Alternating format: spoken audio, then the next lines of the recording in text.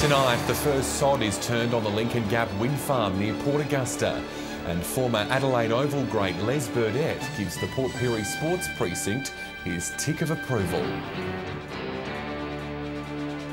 This is Southern Cross News with Fraser Goldsworthy. Good evening. The first sod on the Lincoln Gap wind farm has been turned, a project set to bring vital jobs to both Whyalla and Port Augusta. Today marked the start of the renewable energy project's first phase of construction. Breaking ground for wind energy in the region. Nexus Energy's Lincoln Gap wind farm is a 212 megawatt initiative involving the construction and operation of up to 59 Semyon wind turbine generators and a facility for the battery storage and discharge of power. Today, the company marked the $450 million project's first phase of construction, with the Premier dishing the dirt on climate change. Why would you put the lives, the futures of our children and their children at risk in such a negligent and reckless way? Nexif estimates once the project's in operation, it'll offset more than 600,000 tonnes of CO2 every year. And located just 15 k's out of Port Augusta, it'll also help to offset local unemployment. 5 or 6 jobs for long-term employees. Most of the employment is through the construction, as you expect. The wind turbine developer is calling for expressions of interest from local businesses. Well, right now the Semyon is going through the design phase and locking down all the procurement. For the wind farm's project landowner, the day has finally arrived. They say that all good things come to those who wait.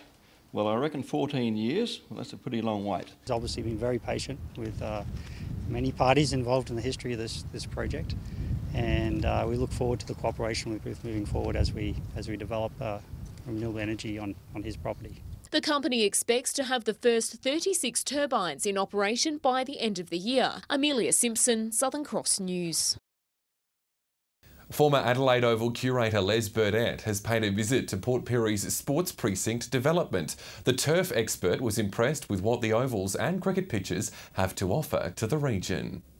It's the state-of-the-art sports precinct with first-class cricket pitches and footy ovals right in our backyard. We've got 2 world-class ovals side by side. We've got a function centre in the middle. We've got excellent viewing facilities.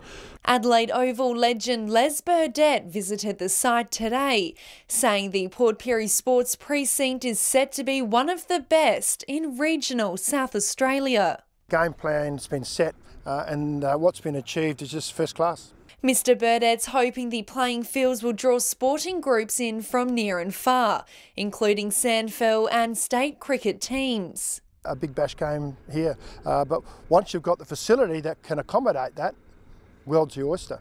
Council is also hoping the $23 million facility will improve visitor numbers. Hoping that most of the local businesses, whether they be accommodation, whether they be retail or whether they be food and beverage facilities, get the benefit out of what we're able to attract to these facilities. Council adding the precinct was a massive contributor to getting the Master Games back to Port Pirie in 2019. We're hoping to use this as the pinnacle for the Masters Games. Precinct has a construction finish date of early October, and that at the moment will be met. Rachel Nell, Southern Cross News. A taxi driver has tested positive for methamphetamine while on duty during a random drug test. Just after 3 yesterday afternoon, police stopped the taxi on Sleaford Terrace in Port Lincoln for a drug and alcohol test. They were then directed not to drive for 24 hours. Further tests will be conducted on the sample. The company the driver works for has been notified of the positive reading. Meantime, a driver has been caught allegedly 3 times over the legal limit in Port Lincoln. At about 9:45 last night, patrols stopped a car on Cheyenne Street. Officers say a 35-year-old Port Lincoln man behind the wheel recorded a blood alcohol reading of 0.15. He's lost his licence for 12 months. His car was also impounded. He'll face court at a later date. A copper, gold and cobalt project near Broken Hill is showing promising signs of prosperity. Metals explorer Silver City Minerals is conducting drilling in the area in the hopes of yielding positive results. We all know Broken Hill is the silver city because of its strong ties to lead, zinc and silver mining, but one company says it has more to give. We started drilling out there in August last year, following up on some old drill holes that were drilled by BHP back in the 1980s. Silver City Minerals has recently completed 2 holes in its drilling program at its Copper Blow site just south of town. It says it's been returning good grades of copper and gold, leading to further analysis for cobalt. Which in the old days BHP never did, and we're getting some strong indications of that element as well. A 4th hole has been added to the program, but the company will have to wait a little longer to get the news it's hoping for. We haven't got any analytical results from the current program. That takes another 3 or 4 weeks to filter through the system, but we can see this stuff and it's pretty exciting. Silver City Minerals has partnered with Broken Hill-based company CBH Resources in a 75-25 agreement to carry out the works. More drilling is scheduled throughout 2018 as the company looks to define the grades and tonnage of the resources. We hope that ultimately we can turn the whole thing into a mine. Patrick Reinke, Southern Cross News. After the break, a group of keen medical students begin their placements in Whyalla. Details next.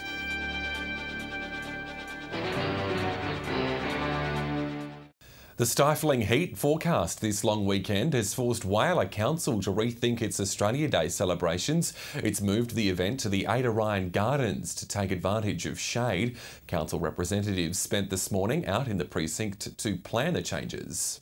Australia Day in the Ada Ryan Gardens, it's going to be perfect. You know, there'll be hardly any wind, it's very sheltered, it's got lots of shade.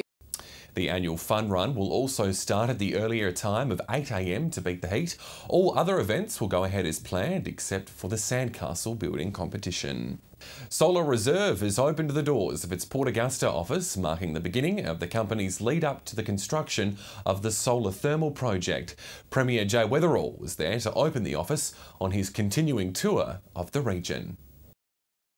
Port Augusta can now see the light after countless solar thermal campaigns. Today, SolarReserve opened its new space right in the heart of town. I'll leave you with my son's definition of what solar thermal is, which is very simply, sun burns mirror, lights come on. And for the Aurora project's new Port Augusta office, the lights are now on. Principally at the moment, it's the conduit for the community to come and find out more about the project, lodge expressions of interest for working on the project either as a supplier or as an employee. And over time this office will grow. We'll probably find a new home in Port Augusta. After visiting the site last year to announce the project, Premier Jay Weatherall today opened the office as he continued his regional tour. And this project represents the moment in history where everything changed. He believes the project will help reduce the state's soaring electricity costs. We'll have another player, another generator in the market who, after they've supplied South Australian government needs, will be able to play in the market and drive prices down. SolarReserve expects to have all the funding for the project by the middle of the year, right before construction begins. So that's to be expected, and we're continuing our dialogue with the federal government, and it's all going very positively. Amelia Simpson, Southern Cross News. Sanjeev Gupta's plans for Whyalla continue to move forward, with Simek Mining securing approval for 2 new mines in the southern Middleback Ranges. The state government has granted leases for Iron Sultan and Iron Warrior, which will both replace depleted mines in the same areas. 186 jobs will continue to be supported through this move at both Simek and other contractors. The first of 3 cruise ships will dock in Port Lincoln Harbour tomorrow as part of the Tunarama Festival. The Nor Dam will arrive at 6 a.m. with 1,900 passengers on board, followed by the Golden Princess on Friday, the biggest ever cruise ship to dock in Port Lincoln. Overall, nearly 6,000 passengers are expected to visit the region over the weekend. It'll be the first time cruise ships will arrive during Tunarama's 57-year history.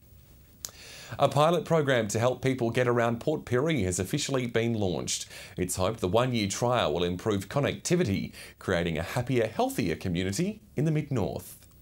Port Pirie leading the way with a first for Australia. The Moving People Pirie pilot program officially hit the roads this morning. Helps people with their transport needs, the people who fall through the gaps of the current system. The whole bus industry across Australia is looking at this one here to see how it can work, if it can work, and also internationally they're looking at this. So again, Port Pirie is a trendsetter. The program is all about getting people into the community and around the region with ease by using modes of transport already on the road.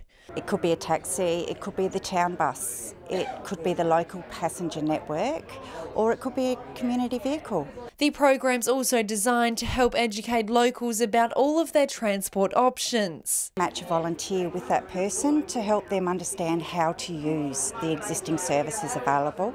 Residents of Port Pirie are welcoming the program. For those that don't have access to transport or those that don't have access to somebody that can take them to things, they are really disadvantaged, and I see this project as being able to coordinate and bring this sort of service to people at a cost the community can afford. Rachel Nell, Southern Cross News. 8 medical students from Adelaide Uni have been welcomed to Whyalla as they prepare for a year-long placement in the town. It's hoped the experience will convince some of the students to go regional, filling critical gaps in rural health services.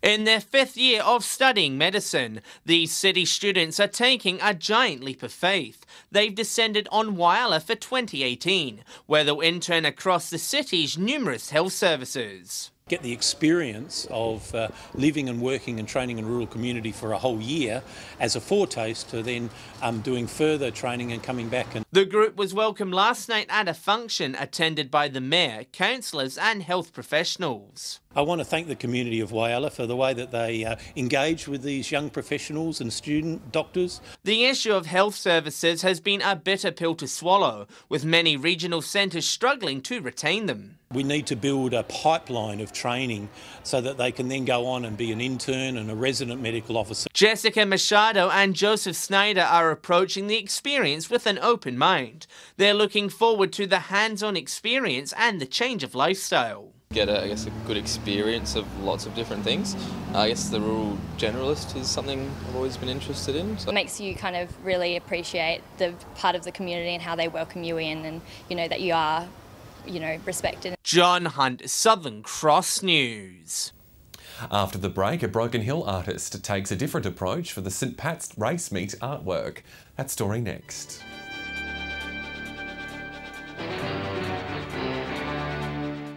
Port Lincoln chef Josh Harris is swapping the apron for a paintbrush as he transforms the walls of the local primary school. A street artist in his spare time, Josh is hoping to inspire some creativity for students from Lincoln Garden Primary School when they return from holidays next week. Schools need to be a fun environment for them, and if we can bring a bit of colour and excitement to their day, fantastic. Josh says he hopes to splash more colour on other unused walls around town. The artwork for this year's St Pat's Race Day in Broken Hill has a different focus than usual. The local artist behind the piece has put the fashions on the field ahead of the horses. Tucked away in her store on Broken Hill's main street, Amanda Johnson has created a St Pat's masterpiece. I've had this idea for a few years now of what I'd like to paint in a poster if I ever got another opportunity, which I have. Nearly 15 years on from when she last crafted art for the race, she's produced this, her vision of the colourful trackside scenes at the popular race meeting. My first stint of the races was a 14-year-old.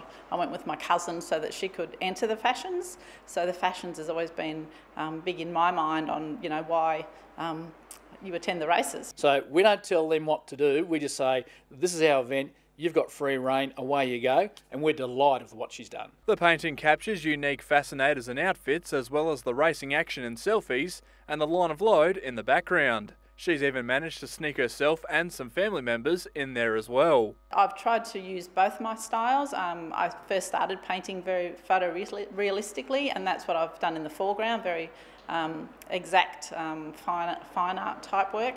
But in the background I've used my contemporary. Amanda's artwork is now the face of the 2018 St Pat's meeting. This year's meeting will also be a special one, actually being held on St Patrick's Day. Patrick Reinke, Southern Cross News. Turning to sport now, and in Port Lincoln basketball, the Packers continue their dominant form. Jason Kemp joins us with the sport highlights. Jace, the competition is beginning to narrow on the court. Yeah, that's right, Fraser. The Packers have been in thrilling form this season, now just sitting one win away from top spot. Lincoln South proving no match, going down by 24 points. The Packers started strongly, hitting points on the board early, going up by 23 in the first term. The back and forth match displaying some silky skills, but a late third quarter charge from Lincoln South not enough to get the win. The Packers running out 24-point winners. In the other match, the Sharks easily accounted for Yellows by 24 points. And in the closest match, Lincoln Yellows had a strong win over the Rangers by 13 points. In Port Pirie, the Pacers had a 14-point win over the Globetrotters, while the Ducks went down to the Tomcats by 13 points. Meanwhile, in Port Augusta, the Cobras had a tight win over the Wildcats, and the Eagles narrowly overcame the Titans in a thriller. Moving over to Whyalla, the Wildcats accounted for Rupina, and the Demons put on a big win against Bevan, taking the game by 16 points. Turning to Broken Hill, the Suns had a win over Sumpton Boys, and the Bulldogs thrashed Harley's team, while the Ramjets had a close win over the Scorchers. Switching over to softball in Whyalla, in a thrilling finish, the Roadrunners got home by a run over the Tigers, and the Eagles had a good win over the Indians. And lastly, in baseball, the Reserves had their first hit back this season, the Roadrunners having a comfortable win over the Tigers. And in the A grade, the Roadrunners were also too good, winning by 4 runs. Well, there you have it, Fraser, another week of sport in the bag, but we'll be back on Friday with our expert cricket tippers from around the regions. And if you've got some local sporting results you want seen on TV, make sure you drop us a line at localsport@sca.com.au. Thank you, Jace. Jason Kemp in Port Lincoln there.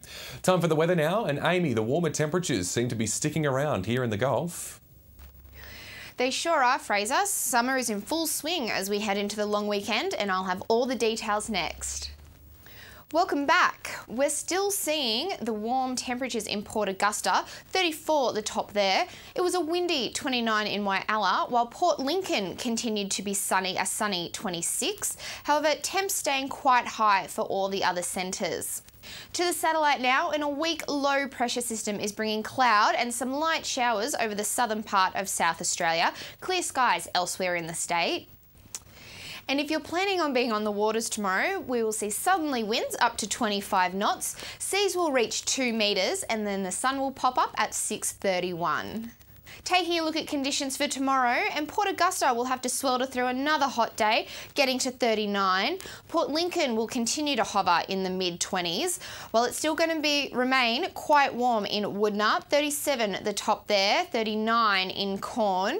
Meanwhile, in Broken Hill, they're in for another scorcher tomorrow, 39 also the top, and the temps will stay around the low to mid-30s in all the other districts. Looking ahead, and it'll warm up later in the week with temps creeping into the mid-30s for Port Lincoln, while in Cleve it'll reach the 40s, except it's still going to be very hot in Woodnut, getting to 46 by the weekend. Staying warmer still further up the Gulf, with the mercury creeping up around the 40s in Port Augusta. It'll be 46 on Saturday. The hot temperatures will stay around Whyalla, getting to 43, and we'll also see the temps creeping up towards the 40s over the next couple of days in Kadina.